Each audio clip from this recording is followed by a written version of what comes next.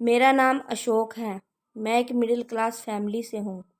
मैंने अपने घर वालों को कहा था कि जब तक मैं अच्छी नौकरी नहीं करता शादी नहीं करूँगा। मैं बैंक के लिए तैयारी कर रहा था, जिसमें काफ़ी समय लग गया था। इस कारण मेरी उम्र 32 साल की हो गई थी, लेकिन मेरी अच्छी नौकरी लग गई थी। अब घर वालों को मेरी शादी की चिंता सताने लगी थी। उन्होंने कई जगह मेरे रिश्ते की बात चलाई, लेकिन कुछ बात नहीं बनी। हर जगह कुछ न कुछ समस्या हो जाती थी। इन्हीं सब बातों में 1 साल बीत गया और मेरे मम्मी और पिताजी को अब ज़्यादा टेंशन होने लगी। वो सुबह शाम बस मेरी शादी की ही फिक्र किया करते थे। लेकिन फिर एक दिन उनकी कोशिश रंग लाई। काफ़ी दिनों तक ढूंढने के बाद एक रिश्ता आया था जो घर वालों को जमा था। वो लोग गांव के थे और हम से गरीब थे।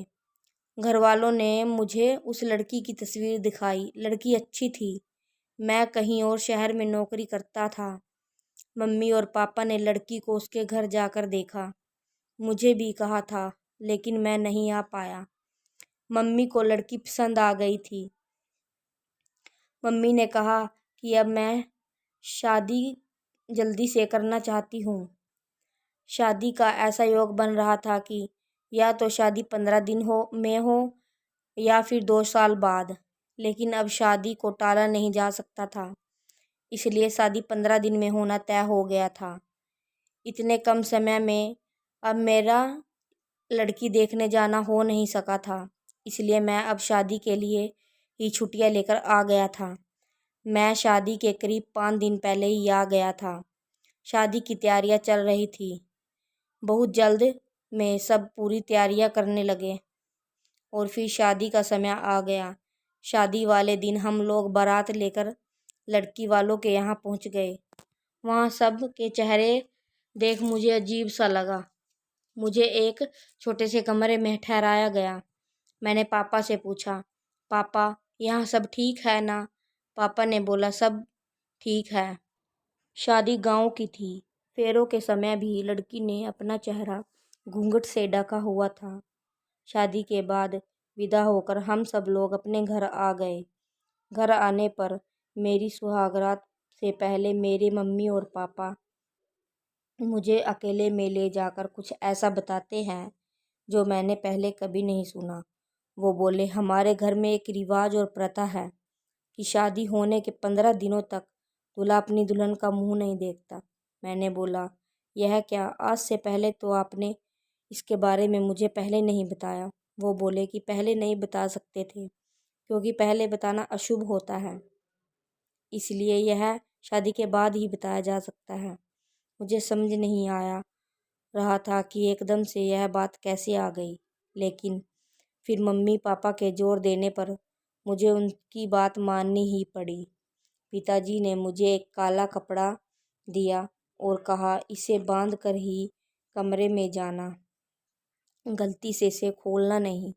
मेरे मन में कई तरह के सवाल और विचार आ रहे थे, लेकिन मुझे उनकी बात माननी ही पड़ी, क्योंकि वो जिस तरह से मुझे समझा रहे थे, मुझे उसकी आंखों में थोड़ा डर भी लगा।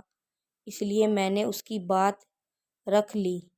मैंने काला कपड़ा लेकर अपने कमरे में गया, दरवाज़ा बंद किया और मेरी पत्नी सेज पर मुंह ढके पहले ही बैठी थी।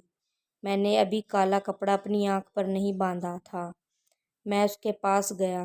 सबसे पहले जो उसने कहा वो था, आपकी मम्मी पापा ने सब समझा दिया है ना? मैंने उनसे पूछा, तुम्हें भी कहा है? वो बोली, हाँ, मुझे भी उन्होंने कहा है और हमें उनका पालन करना होगा। आपको सिर्फ मेरा मुंह नहीं देखना। 15 दिनों तक मेरी पत्नी मेरे सामने थी, लेकिन मैं उसका मुंह नहीं देख सकता था। मैंने अपना काला कपड़ा उसे दिया और उसकी ओर पीठ करके बैठ गया। उसने कपड़ा मेरी आंखों पर जोर से बांध दिया। कपड़ा बांधने के बाद मैं उसके हाथों को अपने हाथों में लिया। बहुत ही कोमल थे। उसके बाद मैं करीब आधी रात तक उससे बहुत देर तक बातें करता रहा। उसे देख नहीं पा रहा था, लेकिन उसकी तस्वीर मैंने देखी थी।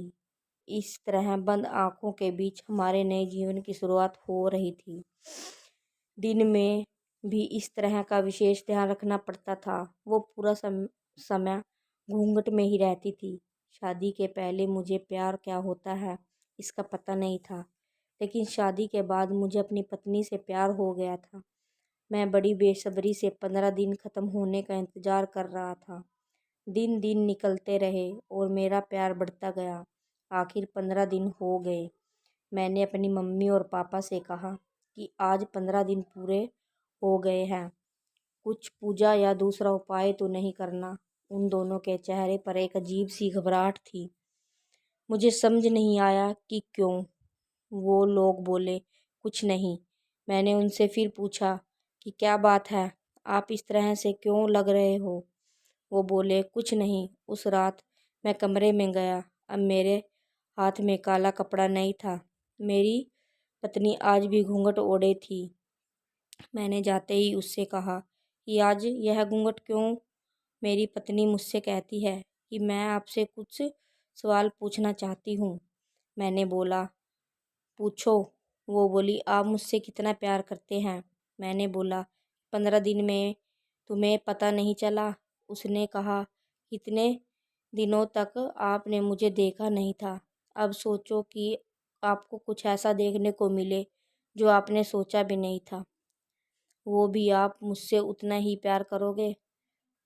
मुझे यह बात कुछ समझ नहीं आई। मैंने कहा, तुम यह बात क्यों कह रही हो? मैं तुमसे प्यार करूँगा, तुम मेरी पत्नी हो। वो चुप हो गई। फिर आखिरकार मैंने वो किया जो मैं करना चाह रहा था। मैंने उसका घूंघट उठाया। घूंघट उठाते ही जब मैंने उसकी शक्ल देखी तो मुझे यकीन नहीं हुआ। यह वो लड़की नहीं थी जिसकी मुझे तस्वीर दिखाई गई थी। यह तो कोई और लड़की थी। मैंने उससे पूछा, कौन हो तुम? वो बोली, मेरी आवाज़ से आप जानते हो? मैं वही हूँ, आपकी पत्नी। मैं आवाज़ लगाकर अपनी मम्मी और पापा को बुलाया। मेरी आवाज़ सुनकर वो कमरे में आए। मैंने बोला, अच्छा, तो यह सब नाटक आपने इसलिए किया? यह लड़की कौन है? आपने मुझे तस्वीर तो किसी और की दिखाई थी। उनके चेहरे पर घबराहट थी। मेरी माँ बोली, बेटा, हम इसी बात से डर रहे थे। बड़ी मुश्किल से हमने तेरे लिए रिश्ता ढूंढा था। वो लड़की इसकी बड़ी बहन थी। शादी के 2 दिन पहले वो घर से चली गई। वो तुझसे शादी नहीं करना चाहती थी। यह लोग फिर शादी से मना करने लगे, लेकिन हम इनके पिता पर दबाव डाला, धमकाया, पहचान बताई, तो उन्होंने दबाव में उसकी छोटी बहन से तेरी शादी करवा दी। हम मुझे बताते तो तुम हमें ऐसा करने नहीं देते। सच जानकर तू कभी शादी नहीं करता, इसलिए तुझसे छिपाया। तुम दोनों सही मायने में पति पत्नी बन जाओ, इसलिए 15 दिन वाला नाटक किया, ताकि बाद में तुम उसे छोड़ नहीं सको। उसकी बात सुनकर मुझे यकीन नहीं हुआ। मैंने कहा कि आपने अपने बेटे की शादी के लिए किसी को धमकाया? आपने मुझे भी झूठ बोला। आपको शर्म नहीं आई? आपने इस लड़की की मर्जी के बिना ज़बरदस्ती मुझसे शादी करवा दी। उसके बाद भी आप लोगों की बात मान रही है। मम्मी और पापा बोले कि हम यह सब तेरे लिए किया। मैंने कहा, यह आपने मेरे लिए नहीं, आपने अपने लिए किया, ताकि आप मेरी शादी के बोझ से बरी हो जाए। अगले दिन मैं बिना कुछ बोले सुबह सुबह अपने काम पर चला गया, लेकिन वहाँ जाने पर मुझे लगा कि इसमें उस लड़की की क्या गलती है? वो पहले ही ज़बरदस्ती का शिकार है। मैं यही सोचता रहा और मुझे उसकी आवाज़ से भी प्यार हो गया था। मैं 2 दिन बाद ही अपने घर वापस आ गया। मैंने उससे लेकर घर गया, उसके घर वालों से माफ़ी मांगी।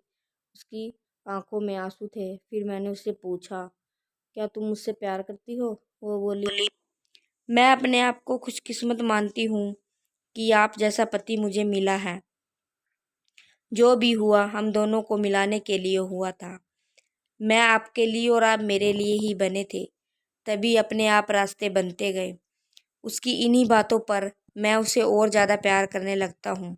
अब मेरा फ़र्ज़ बनता है कि मैं उसे दुनिया भर की खुशियाँ दूँ। आपको यह कहानी कैसी लगी, कमेंट कर हमें ज़रूर बताएं। ऐसी अच्छी कहानियाँ आप यहाँ पढ़ सकते हैं। अगर आप चैनल पर नए हैं तो चैनल को सब्सक्राइब करें, लाइक करें। Thank you so much.